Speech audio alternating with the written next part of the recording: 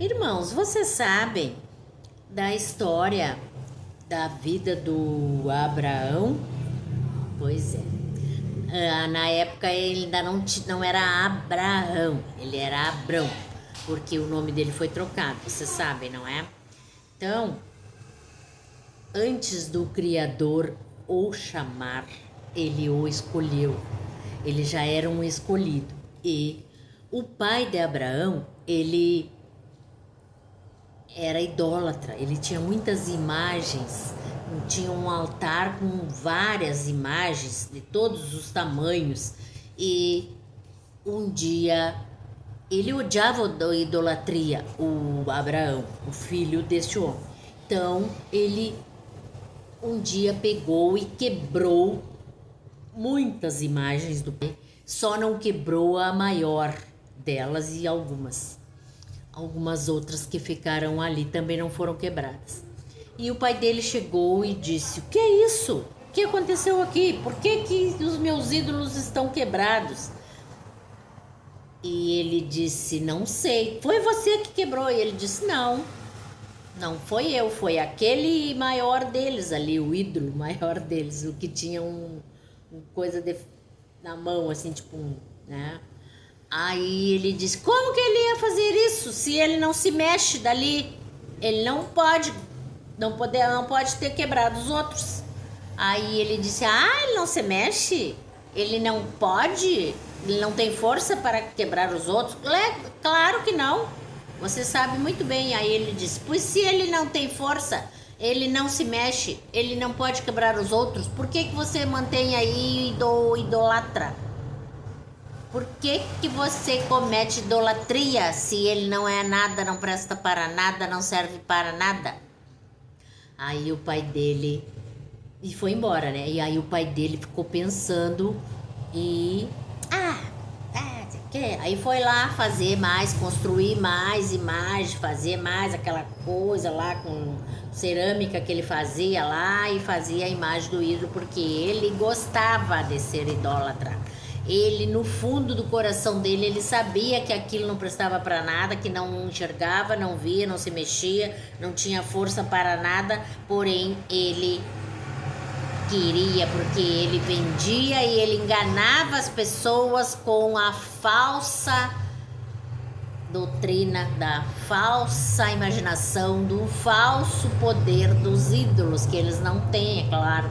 E é o que algumas pessoas fazem, vivem disso, vendem isso para os outros. Então, no momento que tu sabe que não é, que tu sabe que não é verdade, e tu vende como verdade tal coisa para outrem, tu estás cometendo uma ofensa muito grande contra o Criador e para ti mesmo, porque chama prevaricar, chama pecado de... É uma heresia, não é falsidade. Então é um pecado de blasfêmia, porque tu estás blasfemando contra o sagrado. Então eu lembro que o meu pai, ele não gostava também. Eu me lembro quando eu era pequena, minha mãe tinha algumas imagens e acendia vela e colocava moeda, essas coisas que as pessoas fazem. E o meu pai dizia: para com essa bobagem, que isso aí umas imagens, se tu gosta, pode gostar, mas não precisa ficar te ajoelhando e fazendo isso aí, que você não entende nada, isso aí é um pedaço de pedra. A minha mãe dizia: não, mas não sei o que, ele foi, ou ele vai ser, ou ele faz. E meu pai dizia: então, fica aí, essa bobagem, tu acredita em cada coisa. E aí eu me lembro de ouvir isso. Então, assim era o Abraão. O Abraão não acreditava. E o meu pai dizia: imagina que isso aí vai fazer o quê? Se não pode te ouvir, menino? Não pode te escutar nem te enxergar. O único que pode estar lá em cima. Aí ele dizia para minha mãe. E eu lembro disso. E aí eu lendo a história do Abraão e o pai dele, eu lembrei do meu pai. E é bem assim mesmo. Então, as pessoas, elas precisam tocar e ver. Elas não precisam escutar, nem ver se mexer, nem ver a ação, nem comprovar a ação daquela coisa. Só que elas têm necessidade de ver e de tocar para poder crer, não é? Então, a maioria da idolatria dá-se assim, por invencionice das pessoas, porque inventaram lá atrás, quando criaram o sistema religioso, e inventaram que aqueles ídolos ali que já vieram, aquela cultura que veio do Egito, do antigo Egito, essa cultura de idolatria, de imagem, de ídolos, veio do antigo Egito. Então, aquilo foi pregado muito tempo pelas pessoas que pregavam religião, e aquilo entrou na mente das pessoas. Aquilo entrou no coração das pessoas e muita gente não consegue se livrar daquilo ali. Então, bem depois do Abraão veio a Jezabel, e a Jezabel, ela é a prova viva, porque ela existiu uma pessoa e ela era a prova viva da idolatria, porque ela prestava culto para Baal, e Baal era uma imagem, e ela era a representatividade de um ídolo que era um demônio, que como todos são, não é? E ela prestava culto e oferecia oferenda de sacrifício humano, tanto de adulto quanto de crianças, aquele ídolo, para conseguir coisas que ela pretendia. Então,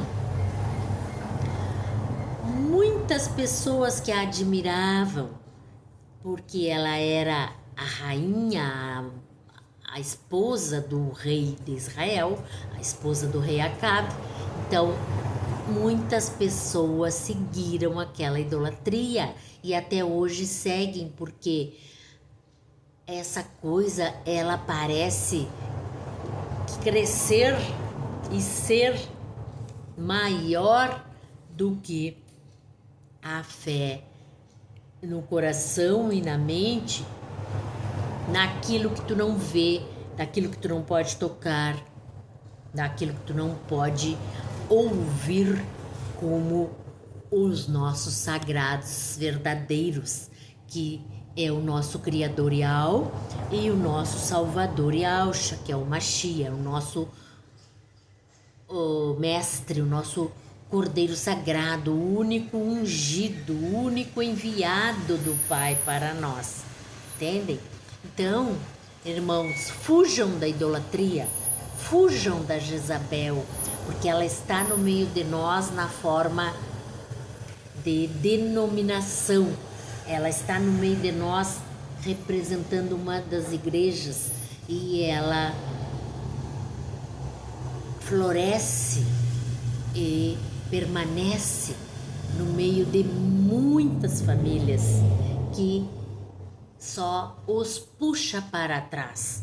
Então, quando você tiver agruras, mágoas, tristezas ou dúvidas, clame o verdadeiro Yahweh, verdadeiro. Clame a Ele e Ele responderá. Não clame por santos e deuses e ídolos, porque isso ofende o Criador, e essa idolatria, ela é gravíssima e eles não podem ouvi-lo. Com certeza. Ah, mas eu já consegui várias bênçãos clamando não sei quem. São os demônios que ouvem, e eles fingem que atendem, e eles te dão aquela coisa, e daí tu conta pouco tempo e eles te puxam o tapete e te tiram de volta. Ou eles te dão algo mais grave, ou eles te dão outra coisa mais grave. Então, irmão, antes de clamar a ídolos, a deuses, a paganismo, clame aos verdadeiros sagrados, Yahweh e Yahushua, e A Maria, mãe do nosso Salvador, ela foi escolhida sim, porque ela era a única honrada entre os homens e as mulheres na época que era capaz de ser a mãe do nosso Salvador. E ela veio ao mundo justamente para isso, para trazer o Messias a este mundo. Porém, ela não é santa, ela não tem poder hoje de nos trazer nada, porque após o Salvador, ela concretizou o seu casamento com José e ela teve o Tiago e teve mais filhos e filhas. Então ela tornou-se uma pecadora como nós outros, porém ela era a mãe do Salvador. Então ela com certeza está num lugar de honra ao lado do seu filho, não é? Porém, ela não é intermediária entre o Pai Criador e o seu filho. Não, o único intermediário, o único mediador entre o Pai e nós é o Filho. Então, a Maria, ela não pode ser intermediária entre o Pai e nós, nem entre o seu Filho e nós. Entendem? Então, como é que tu sabe disso? Porque está na palavra. Então, se está na palavra, é porque é verdadeiro. A palavra não mente, não é mesmo? Então, como que eu vou deixar de crer na palavra da Bíblia para crer naquilo que dizem, que falaram?